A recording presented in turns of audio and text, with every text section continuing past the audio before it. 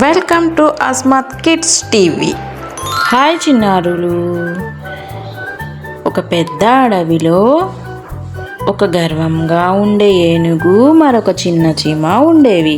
ఏనుగు రోజు చెప్పేది, నేను ఎంత పెద్దదానినో చూడు అని, నన్ను ఎవరూ ఓడించలేరు అని. చిన్న చీమ నవ్వుతూ చెప్పింది, పెద్దది బలం కాదు ఏనుగు, తెలివితేటలు ఉంటే చాలు. ఏనుగు బిగ్గరగా నవ్వింది. ఒకరోజు అడవిలో భారీ వర్షం పడింది.